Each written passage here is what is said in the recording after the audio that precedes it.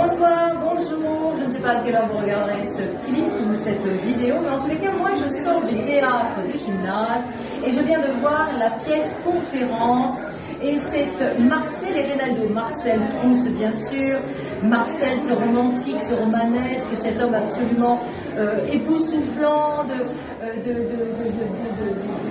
d'intelligence, de subtilité, et sa vie est assez étonnante.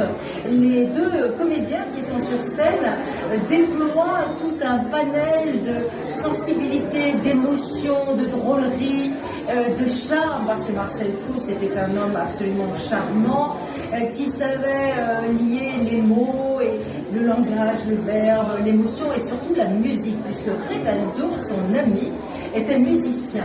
Alors bien évidemment, pendant cette pièce, vous écouterez des morceaux de musique, mais également de merveilleux textes sur les musiques jouées par Thomas Marfourlia et le rôle de Jean-Baptiste Carnoy. Ce sont deux jeunes acteurs, comédiens, qui nous entraînent dans cette sublime balade de Proust jusqu'à Cabourg, mais en passant par la Bretagne, par le Nord, par Paris.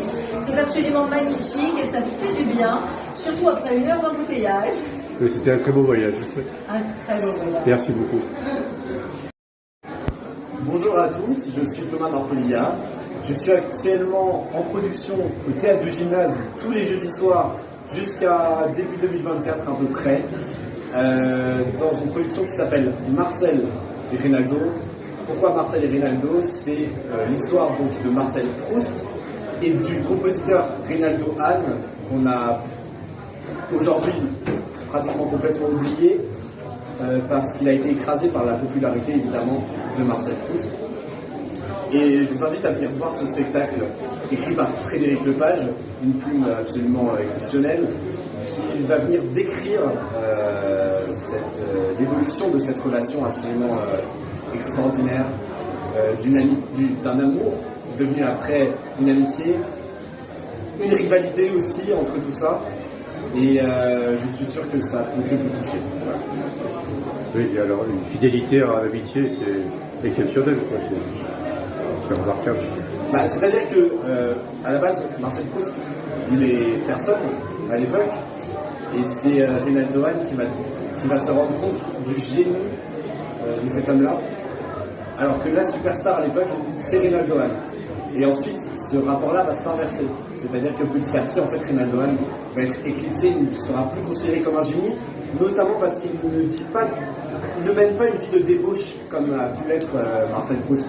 Et souvent, on va associer le génie à ça, c'est-à-dire à tout ce côté, voilà, le génie, il doit être complètement fou, il doit être... Alors que Reynaldo Hahn, il n'a pas cette aura-là, parce que lui, au contraire, il est très populaire, il est apprécié de tout le monde. Et Proust, lui, au contraire, il a des ennemis, voilà. Donc, de fil en aiguille, c'est lui qui va venir au premier plan. Merci beaucoup. Avec plaisir.